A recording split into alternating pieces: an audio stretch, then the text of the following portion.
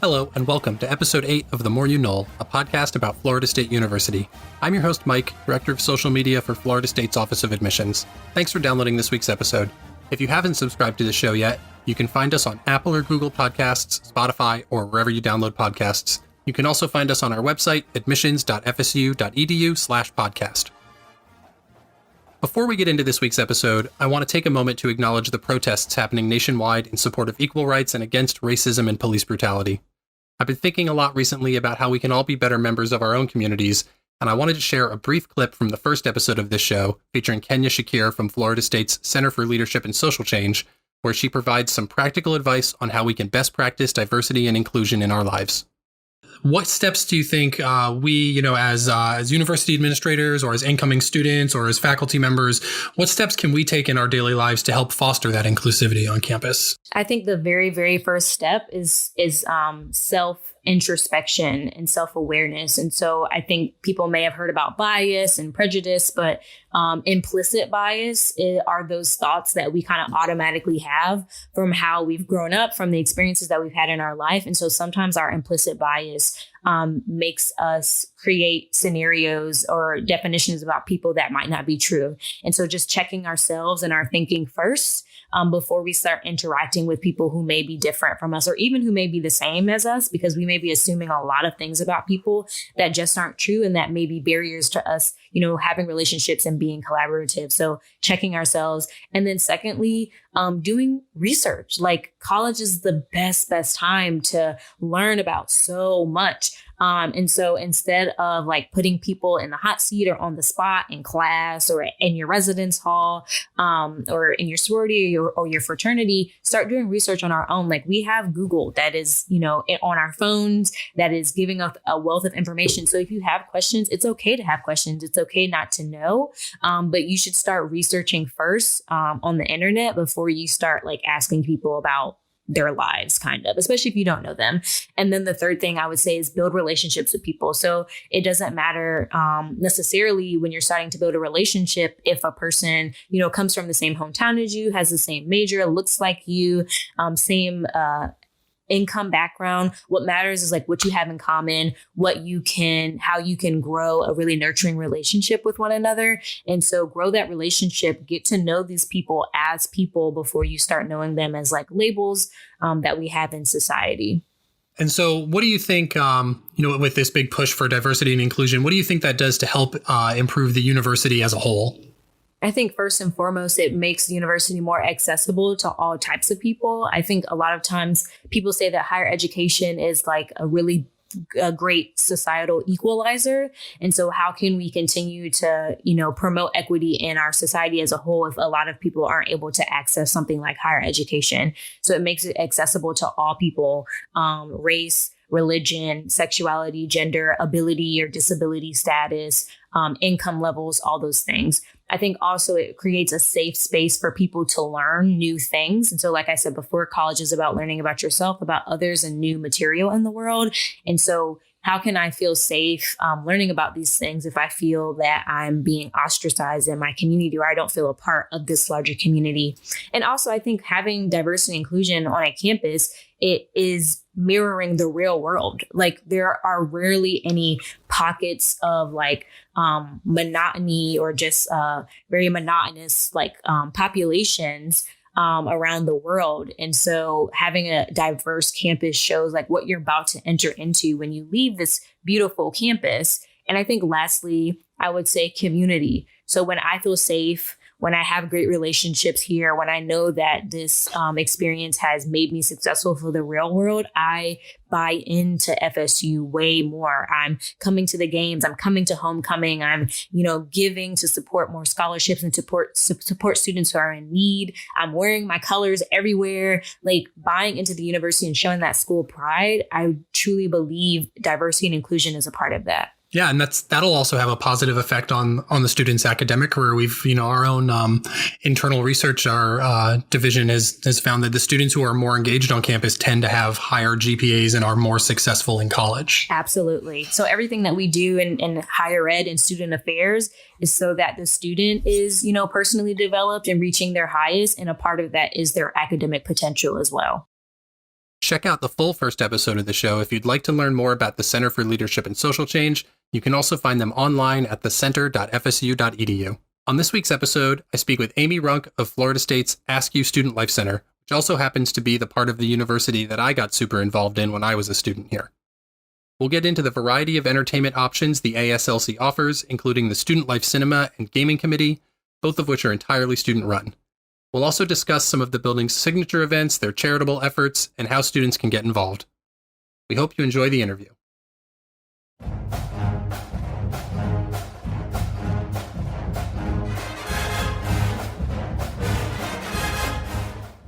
All right, I'm here with Amie Runk from the Askew Student Life Center. Can you please tell us a little bit about yourself?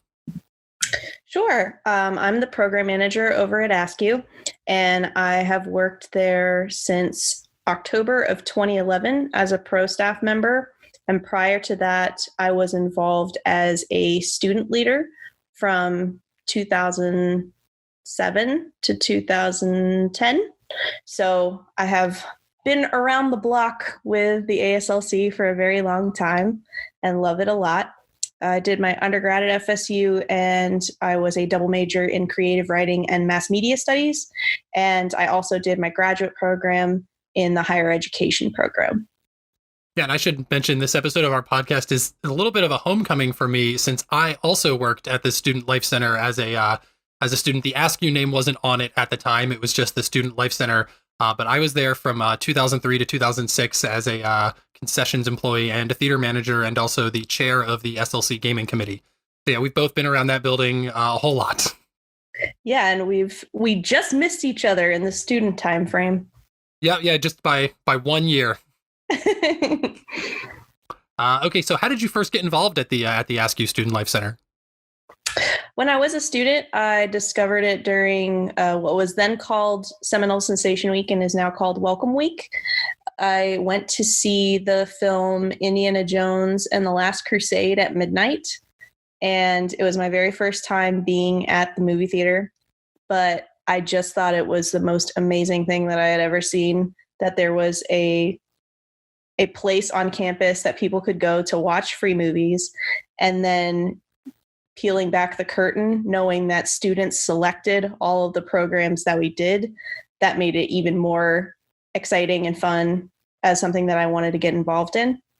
So I actually, for the first year I was there, I was a regular patron, but I didn't actually get involved yet. And then I sent an email to Gus Sakuchi, who at the time was the film chair and one of the theater managers. And I said, I've heard about your illustrious film committee meetings. I used the word illustrious in the email I sent. I have proof of it because I've sent it to him as a screenshot in the past, just to prove what level of nerd I was and still am. But I really wanted to get involved with film committee, and he told me how to find the meetings. And from there, I just fell in love with the building and the community, and I found some of the most incredible friendships there as a result of my involvement. It's really remarkably similar to my experience, except I remember touring Florida State before I had decided to attend, and I found the Student Life Center, and I walked in and I saw the cyber cafe full of what at the time were very high-end gaming PCs. And nowadays would not be something that you'd even let your grandparents use to check their email. But I was just in love with it right away. And then I saw the movie theater after that. And just like you, I was there for probably about a year, just hanging out and going to movies. And then in my sophomore year, I started going to the film committee meetings and the gaming committee meetings, started volunteering. And yeah, that's how I got my on-campus job and really kind of kickstarted my whole Florida State University career. And I think it's funny that you had to ask where the meetings were, because they really were, at least at the time, buried in the basement of the building where you'd have no idea how to get to the room where they're at. Yep. Hidden away. And now the organizations are, larger than they were back then too. So we have those same meetings in the 101s. It's always really interesting to see also how game committee's grown, even just since I was a pro staff member, because I wasn't actually part of game committee whenever I was a student. I had friends who were part of game committee, but I wasn't an involved student in that area. And so coming back as pro staff and advising that group and seeing it go from being like 9 or 10 people in the basement program office to having, anywhere from 40 to 60 people come out is pretty amazing. So Yeah, that's pretty crazy. When I was there, I think we had like maybe about a dozen members on the game committee like by the end of my senior year, and it's really grown so much more. So I guess we've kind of touched on in both of these topics a little bit, but can you give our listeners just like a top level overview of what the Askew Student Life Center is all about? Sure. Yeah. So the main two things that we talk about a lot in conjunction with the ASLC, which does house other areas and services around campus. It's got the counseling center. It has the housing and residence life offices. But my areas specifically are the Student Life Cinema, which is the main theater where the film program runs out of, and ASLC Gaming, which is the cyber cafe Mike mentioned, as well as any of the gaming events that we plan for the FSU campus. And beyond that base level, we actually have our programs and promotions branches are two different areas within the building. So programs has movies, games, and also special events. So things like open mic nights, trivia nights, advanced screenings, that kind of thing. And then we also have our promotion side of the house, and they do our digital and print advertising, anything that you see on social media, as well as our video production and content. So we have our own podcast, we have a zine, we have blogs, we've got all the different ways that you could possibly think of to get involved. There's definitely something for every student who's studying any type of major at our building, because we really want it to be a well-rounded experience where people can kind of try anything.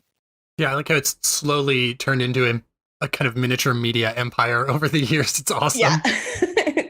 All right, so I want to get into the Student Life Cinema first. It's our movie theater. I used to work there. Lots of students have worked there. It's entirely student run, with the exception of like you like overseeing the students. But really, if it's anything like it was when I was there, like that place is run by the students. They're doing everything. They're even doing some of the custodial work. We had to clean up the theater after every showing, 2 a.m. Yes. after a midnight show, cleaning up popcorn bags and drink cans. You know what? I never leave my trash in the movie theater ever again. I've never done it since I had that job. I throw it out every time. Me too.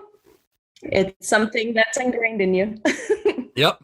All right, so let's start out with just a really simple question. What kind of movies does the Student Life Cinema show? Sure. So we look at it as 5 different branches from within film committee. So your blockbuster films are things that are coming to the mainstream. You would see them at any, or you would have seen them at any AMC, Regal, or major chain. So Disney films, Marvel, anything that's released in a wide release across the United States. Alternatives are foreign, independent, and documentary titles. So those are things that may have had a limited release in theaters. They might not have ever come to Tallahassee, or they're really focused on more of an independent perspective versus what you would see from a media conglomerate. Then we also have classics. Classics are what they sound like. And our main parameter with that is that usually it's nothing that's been more recent than 15 years ago. So I know that is kind of jarring for some people because they'll see something from 15 years ago listed as a classic. And the reason why we designate it that way is also just to expose people to more content and make sure that they have access to things that maybe they didn't get to see in theaters, but it was still very critically acclaimed. So we also have midnight movies. Those are the really big crowd pleasers. Every Friday night at midnight, we show a cult classic or a nostalgic pick or just maybe some of the weirdest films you've ever seen.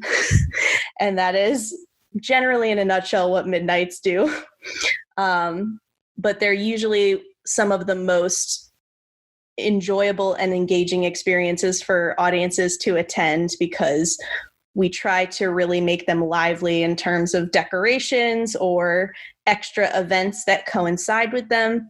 So, for example, one of our most major midnight programs is the Rocky Horror Picture Show, which we do every October in conjunction with the Oglesby Union's Haunted Harvest event around Halloween. And we do 2 nights back to back of midnight showings of Rocky Horror, and the cast Cheap Thrills, which is a local troupe, comes out and does a pre-show before the movie, as well as acts it out with the audience and does callbacks while we hand out props. That's a messy one to clean for sure. That's always the messiest one, but it's worth it every time. Just to, if you've never seen the Rocky Horror Picture Show, first off, you should. But if you have never seen it, like in a theater with the full audience participation going on, this is a movie that has like audience call outs like every 2 to 5 minutes, like people are shouting something at the screen or literally like throwing stuff in the theater or all kinds of crazy stuff. So it's yeah, like you said, it's really messy, but it's so much fun. Yeah. And then the final area that we also cover are co-sponsorships. And this is an area that we've really focused on expanding a lot over the past several years. But this is done also so that we can just expose campus to the widest variety of perspectives from students all across Florida State who might come from any registered student organization that feels really strongly about a title. They can ask for assistance with funding or promotion or staffing, but mostly it's just to support all the great things that happen in different RSOs, offices, or departments around campus. And they're usually like a collaborative program where we work on getting a title together, and then a lot of times we'll try to do things like panel discussions or introductions that coincide with those, particularly whenever there's an academic department that gets involved. One thing we're always super proud of is the Middle East Film Festival, which occurs every year. And we've done 11 at this time, which is awesome. And Dr. Zaina Schlenoff has been the head of that program for that entire time, basically. And she's just really passionate about showing students different perspectives from all regions across the Middle East. And there's always a panel discussion, typically that coincides with the Center for Advancement of Human Rights. There's always an introduction before every film to give students context about the region or give them an idea of what's going on in the perspective that's being presented. And we also always have a really great beginning and ending ceremony with performances from local groups that do either music or dance representative of Middle East regions. So it's always a lot of fun, and it's a program that we really enjoy collaborating on with the Middle East Center. That's great. So we've talked about some of the events. I know we mentioned Middle East Film Festival, Rocky Horror Picture Show. Are there any other real standouts? Do you have any other favorites? Okay, so every year we do The Room now as a midnight. That started, I want to say, in around 2010 or 2011. So it's still been pretty consistent, not as long as the Rocky Horror Picture Show, but definitely something that our audience has come to expect. And it's just the weirdest, most bizarre thing you ever saw. Like, why would someone ever make this? How could so many people see this getting made and still let it happen? And yet, you know, it's a lot of fun to laugh with. It's a very enjoyable, though sometimes excruciatingly uncomfortable experience. And a few years ago, we actually had Greg Sestero, who is one of the actors from the film, who also co-wrote The Disaster Artist, which is the film James Franco made about the making of The Room. And he came to our midnight screening of The Room, and we did like a little bit of an excerpt of a reading with students from the actual script, and it was a lot of fun. That's really cool. I'll throw out a couple of my favorites as well. In my time there, we did a Lord of the Rings lock-in, which lasted forever, because it was I recall it was the extended cuts of all the films. So yeah, we gave out tickets, we catered in food, and everyone, like, there was a straight up lock-in, and we all slept in the building that night. It was so fun. And then another one I remember is this occurred after I graduated, but we did a bit of a miniature Edgar Wright film festival and had Edgar Wright himself show up to talk about his movies. They did Shaun of the Dead, Hot Fuzz, and Scott Pilgrim.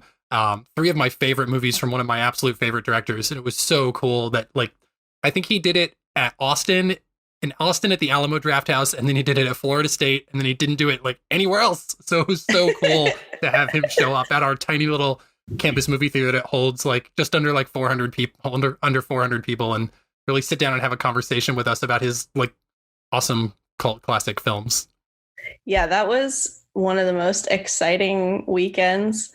It was 2 nights with Edgar Wright. Earlier that week, Nick Offerman came to the building and we showed Parks and Rec episodes, and he did a Q&A. And then the night before that, we had a advanced screening of American Reunion, and some of the cast of American Reunion was there. So it was just like back to back celebrities that week. But definitely with the Edgar Wright thing, that event would never have happened without Jake Isgar, who was the one of the film chairs at the time. So he was really passionate about that event and really like pushed it through happening. And as a result, like you said, so many people were over the moon and came from out of town to attend that screening. It was really like a very cool thing to see how it all came together. You actually kind of transitioned perfectly into my next question with that mention of the American Reunion advanced screening. So the SLC does also occasionally host advanced screenings for movies that haven't even come out in like major theaters yet. The process for those is a little different. Normally you just like show up and flash your FSU ID and, you know, you just walk in and go see a movie. But I know the process is a bit different for advanced screenings. So how do those work? And like, how early do I need to show up if I want to get a seat? Oh, yes. So early, depending on what the film is. Usually what we do is we get a little bit of lead time from the distributor in terms of how we can advertise it. But sometimes it's within a week that we find out about the screenings till we get the tickets in. So a pass for an advanced screening doesn't actually guarantee you entry to get in. You do have to still show up early, and it's first come, first serve with those who have passes. But yeah, usually I would say you want to get there and at least an hour before doors open, and doors open an hour before the screening starts. So at least 2 hours before showtime. If it's something you're really passionate about, or if there are stars associated with it, you may have to up that time considerably. When we had The Lonely Island come to campus to show Pop Star Never Stopping, I know that the line started that day in the morning. Like, there were people who were waiting maybe within like 3 hours of the building opening already in line. And so you just have to kind of like play it by ear with if there's any like special events associated with it too, or if it's the screening by itself. And then what about for regular movies? If it's like just a regular Friday night blockbuster or like a particularly popular midnight film, would you say like show up about like maybe right at doors, maybe a little before? Yeah, again, I think it depends on the screening. Rocky Horror, we tell people to get there hours in advance because since it's a signature event, it tends to fill. But definitely for alternatives or classics, showing up when doors open is usually good. And then for blockbusters and midnights, checking to see how many people have like responded that they're interested or going on the Facebook event page is usually like a pretty good indicator of when you should arrive. And if it's like a higher number, that's whenever you maybe want to kick it up a notch and not just show up when doors are going to be opening, but maybe like 30 minutes before. Cool. Okay, let's move into gaming now. So the SLC is the hub for kind of Florida State's gaming community. I really feel like it's kind of like a de facto hub for like all things like geeky or like fandom related. It's really just kind of naturally become the home for that on campus. but it is definitely the home for gaming. Can you give us a brief rundown of like what kind of like games are available? I know you have board games, video games, but I haven't kept up with it, so I don't know what you have like right now. Sure. Yeah. So we have 13 Alienware PCs. They are Aurora computers, and they're equipped with a Steam library for students to have access to. In addition to that, we also have around, I want to say, 8 to 10 consoles that people can go to the information desk and use their FSU card swipe and get controllers and games for. We have entire libraries of games for our PS4, Xbox One, Wii U. We have a Nintendo Switch. We have GameCube. We've got a Super Nintendo. We have a PS3, a PS2, Xbox 360. The list goes on. Sometimes for special occasions, we might break out even some older systems. We do have an Atari at the building. So if you're really interested in playing something like E.T., I'm pretty sure we have that. We might not have that anymore. I'll have to check the basement whenever quarantine has ended. But we also have a lot of board games that are available for people. And typically people will either use the cyber cafe space to, meet up with their friends and play games, or even if you're waiting in line to see a film or waiting for a special event to start or waiting for a gaming event to start, you can always check things out and wait in line. So that's kind of a nice feature too, so that you can play Cards Against Humanity before the movie starts, or Exploding Kittens, or things like that. Yeah, so I know the Games Committee also has a ton of events. The one that comes to top of mind right now is Thursday Throwdown. But can you give us a quick example of some of the regular events? We have 3 primary monthly events that happen for Game Committee. Tabletop Tuesday is the first Tuesday of every month, and it is centered on just tabletop games.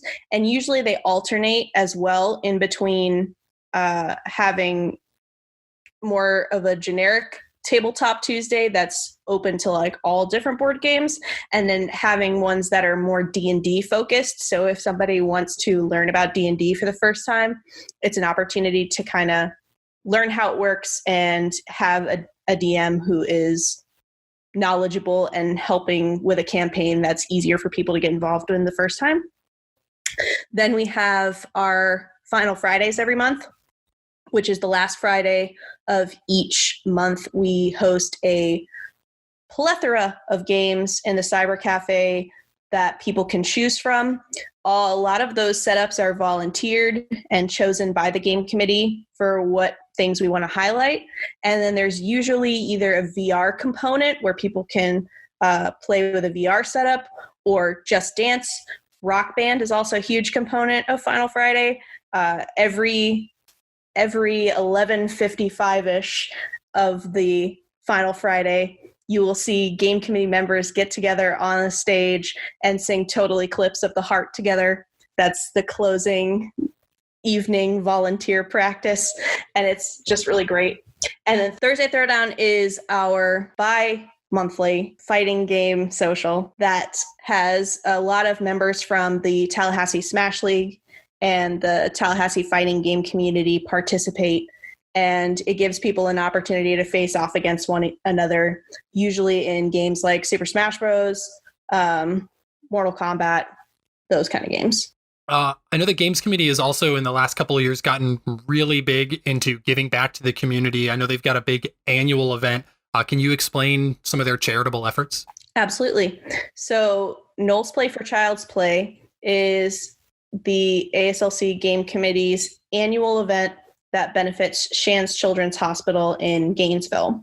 And what they do is it is an all-day gaming extravaganza. So from 11 a.m. in the morning until midnight that night, they have complete control over the building and the courtyard, and they offer tons of different ways for students to game all day long, all while also donating, raffling off prizes, and having a massive silent auction that is part of the action all day, with, again, all those proceeds going to help Shands Children's Hospital in Gainesville. So we've partnered in the past couple of years with Dance Marathon on this to make it a more direct line specifically to Shands. But its actual origination was back in 2012 was the first one we had. And Drew Hale, who was the head of game committee at the time, had heard, he and Stephen Long, who were both in charge of the group, heard about Child's Play and wanted to do something that was specifically for that, but benefiting Shands. So like that was its origins, and it was called Falcon Punchathon, and it was quarter donations for the most part, and a really small group of people who turned out probably around like, I think $200 or $250 in donations. Whereas last year, our donations exceeded $8,000. And so that's pretty significant growth in a short amount of time. And definitely something that we're super proud of the community being able to do. And we were really sad this year, obviously, because we ended up having to postpone Nole's Play, since typically it happens in the spring. And because of COVID, we were shutting down operations prior to whenever that was going to take place. So we're hoping that we can reschedule for later in the year, but more updates on that as we figure out what events are going to look like for fall. Yeah, and for everyone that doesn't know, Child's Play is a charity that's focused on bringing like games and entertainment and books to children who are stuck in the hospital for extended periods of time. I think it's a great way to show the world that gamers care about the humanity of the people around them just as much as they care about gaming. Okay, so we talked about all this stuff that the Student Life Center offers, and everything is run by students. So how can students get involved if they're interested in helping pick the movies or helping get involved with games committee or generate money for Nole's Play, for Child's Play? How can they get involved? So during the summer, the best way to get involved is just to reach out to our social media accounts, and we can direct you to which organization you are most interested in, or give you information about how to reach all the heads of those departments. But our social media accounts are at SLC_FSU and at ASLC Gaming. So that's a really good place to start. But during fall semester, it's likely that game committee will continue doing virtual meetings on Wednesdays in the evenings, and that film committee would continue doing Tuesday and Thursday meetings at 5:00. That's kind of been the standard. Special events, video production, research, and content, as well as advertising committee, all of those committees actually change their meeting times based on the volunteers who are involved with them. So that's the other reason I say reach out, talk to one of our social media accounts. We can get you connected with the people who you want to be involved with. Cool. All right. So now I have some kind of quick fire questions about FSU in general. What's your favorite thing about Florida State? I guess my favorite thing about FSU is that it feels like there is something for every person's interest, and that finding my home at the ASLC was something that was unique to me, but not unique to how most students experience Florida State, where they find the thing that really resonates with them and speaks to them, and then they get involved with it and engaged with it full force. And I just think that that's a really beautiful thing, that an institution can offer so many different facets of student involvement and builds people up in the way that they want to for both their community and their future.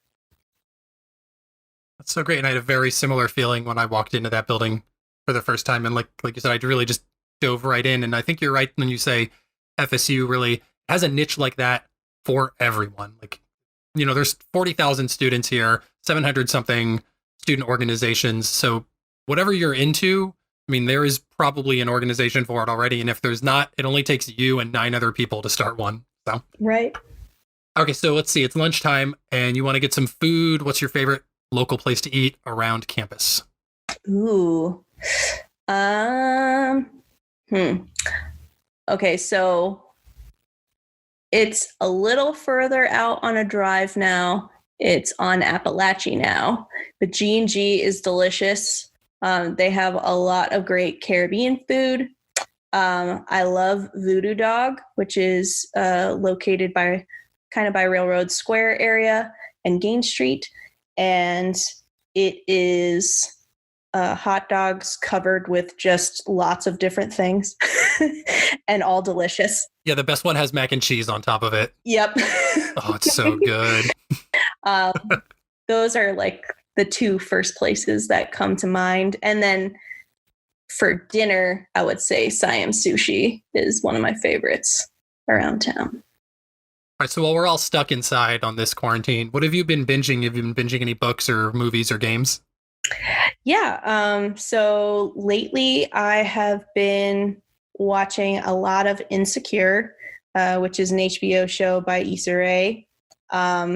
And it's in like the last 2 episodes, I think, of this season. So it's getting to a climactic point where Issa and Molly are finally like about to talk about their problems they've been having with each other. And I'm very excited about it.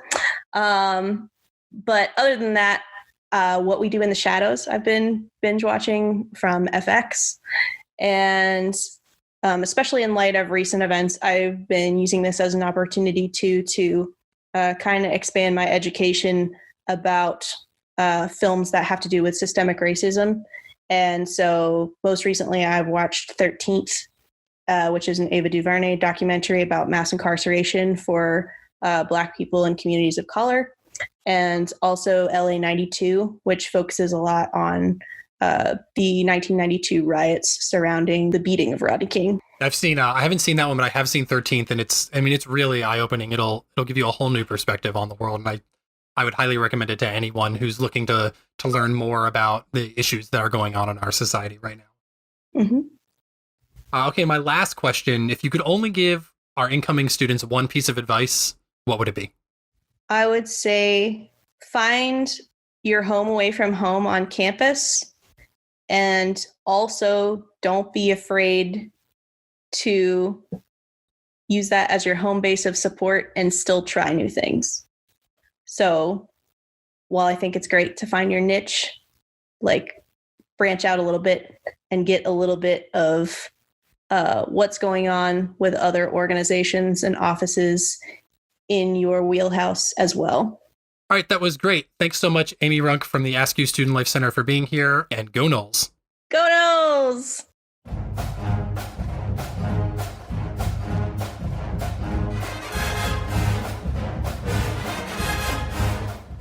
Thanks again to Amie Runk for her time, and also for the opportunity to reminisce about my time at the ASLC.